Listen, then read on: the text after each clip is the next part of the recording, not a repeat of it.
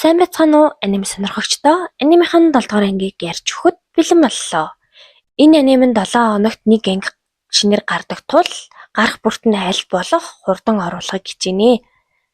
Scarlet Palma сүмийн хойд талд байрлах арай жижиг барилга руу жадаа шиднэ.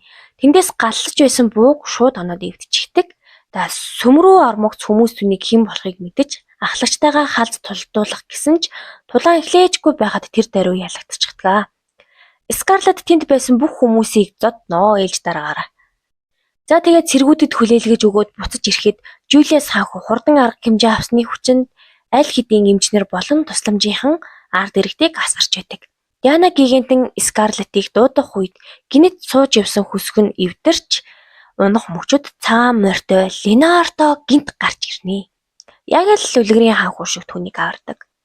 Жулиас хаанху туслахдаа бидний ирэх цагийг зөвхөн Диана сүмийнхэн мэдэж байсан дотор нь урагч байна түүнийг ол гэж татгадаг. Ах нь мэдээж Scarlet-ийг загиндагч хаанхугийн нууц тушаал дээрээс нь адилстай холбоотой байсан учрыг нь сонсоод нэмж өглөлгүй дараагийн удаа ганцаараа битгий ороорой. Чи хичнээн хүчтэй ажилалтайж чи хүн шүү дээ бэртэж гэмтэж болно. Дахиж ганцаараа ийм зүйл хийхгүй гэж амлалт авдаг. Ах нь бол дүүгээ үнэхээр хамгаалж нэндгнэж хайрладаг. Scarlet бол за мэдгүй те. Зодоо нүдэн л болж ивэл ерөөсөө тэрэнд өөзүүл хамаагүй. За өмнөх ангид чөтгөрөөс хамгаалж дөрвөн хил дээр ариун чулуу боссон талаар гарсан. За тэгвэл тэр дөрвөн чулууг одоо ариун сахаар явж байгаа аяллаа хамгийн ихний хот болох Мемфис хот руу явж байхад Диана гигантны туслахууд Scarlet дээр ирээд одоо тэр нэг л биш байна. Та одоо бидэрт туслаач гэж хурж ирдэг. Scarlet очихоор үнэхээр нэг тийм сонирн байдалтай огтож авдаг. Тэгээ яагаад ингэж байгаа талаар нь асууж тайвшруулах гэсэн ч одоо би таныг харахаар ингээ ахыг чинь санаад байна. Би анхны харцаар дурлжглаа гэдэг. Scarlet ч энэ хоёрыг дэмжиж та хоёрыг одоо уйлдвал сэтгэлийг нь татахад туслахаар шийддэг. За тэгээд тэд ихний хотод ирээд төлөвлөгөөгөө ярилцаж байхад Scarlet-ийн цонхны гаднаас нууцаар сонсож байсан Нанакаг дууддаг. Гэрээс нь гарахтал дагж байсныг мэдчихсэн хэлдэг. Тэгээ Нанакаг эрхлүүлээд усанд оруулж өгье гэхэд усанд орохгүй хэмээгээ цонхоор буцаж гарахдаа Ленардо өрөөндөө байгаа талаар хэлдэг. Диана гигантэн зориг гарган Ленардо дээр очиод гадуур алхах санал тавина.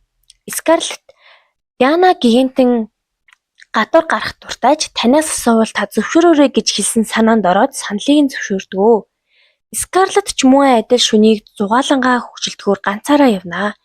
Гэтэл нөгөө Жулиас хаанху дахиад л гараад ирнэ.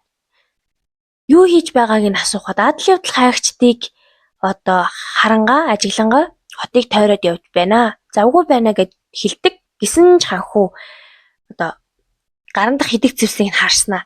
Гэхдээ ямар адил хайгч чиний идэг хүслийг ингэж их өдөөгөө вэ гэд ер нь яжилдаг. За хаанху болохоор хайртай тоглоомтойгоо хөвгчлөлтөх гэж ирсэн гинэ. Тоглоом нь мэдээж Scarlet. За тэгээ юм яриад удаачгүй адал явдал хайгчид нэг худалдаачны варыг эвдэж буйтаад таардаг. Уураа гаргаж худалдаачны варыг хахлахгүй байна гээл хоорондоо ярилцаж яадаг. Scarlet баярлан нэмсэглэхэд хаанху худалдаачинд хангалттай хэмжээний мөнгө өгөөд худалдаач нь та одоо эвдэж сүтгэж өссөн бүхнийг хийж болно гэхэд хаанху Scarlet дуртай одоо юу дуртайгаа хийх гэдэг. Тэгээ Scarlet адал явдал хайгчдыг зодож өгнө. Scarlet бол ерөөсөө энэ дэлхий дээр зодохын төлөө төрсөн хүн хэн бэ гэвэл Scarlet-ийг л гэж зааж өгөхөр байгаамаа энэ дээр. За Ленардо Диана гигантаа 2 цагийг хөвгөлтөнд өнгөрөөж байдаг. Бүр худалдаачны санал болгосон хос муурны чихийгч Дианагийн санаагаар авч хослуулж зүүсэн байдаг. Тэгээ Диана Ленардогоос би хүүхэд чи байна уу гэхэд Ленардо чи Scarlet-ийн хүүхэд үтэй их адилхан байна гэж хариулахад Диана сэтгэлээр уннаа. Сэтгэлийг нь одоо засаж байхад цэргүүд ирж Scarlet өөмэн тарж байгааг мэдээд цэргийг Дианаг амар хүрүүнд хүргэж өгөхийг таатахад Scarlet руу явдаг.